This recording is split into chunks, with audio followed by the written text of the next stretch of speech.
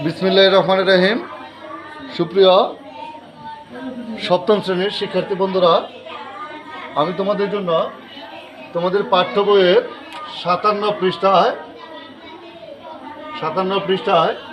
4.1 অধ্যায়ের মধ্যে যে প্রথম রাশিকে দ্বিতীয় রাশিতে গুণ করো এই অঙ্কগুলি নিয়ে আবার হাজির হলাম।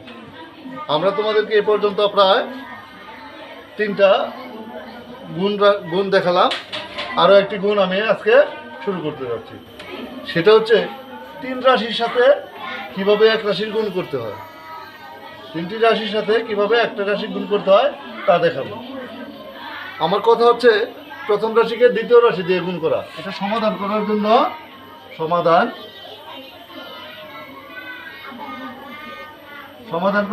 প্রথমে আমি প্রথম রাশিটিকে লিখব।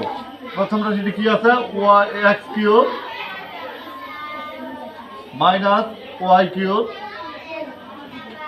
Plus 3xyz। এই রাশিটার সাথে যেহেতু একটার বেশি সংখ্যা, কয়টার বেশি সংখ্যা? 3টা রাশি আছে, 1টা 2টা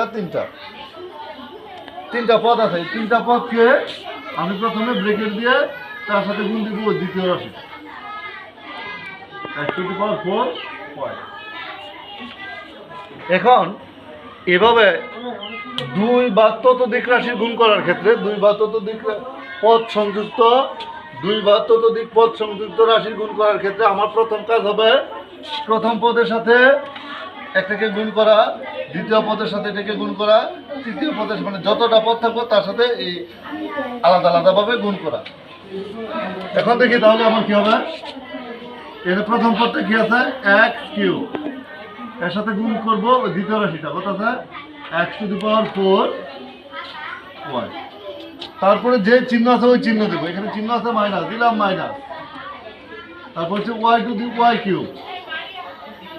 এটার সাথে গুণ করবো দ্বিতীয় রাশিটা। দ্বিতীয় রাশিটা কত আছে? x⁴y। তারপরে চিহ্ন আছে প্লাস, দিলাম প্লাস। তৃতীয় রাশিটা লিখবো, তৃতীয় পদটা লিখবো, রাশি নয়, 3xyz। এর সাথে আমি দ্বিতীয় রাশিটা লিখব, x⁴y। এখন আসি আমার গুণের ক্ষেত্রে। যেহেতু এখানে সহগ 1, এখানে সহগ 1 আর গুণ করলে এটা লিখতে হবে না।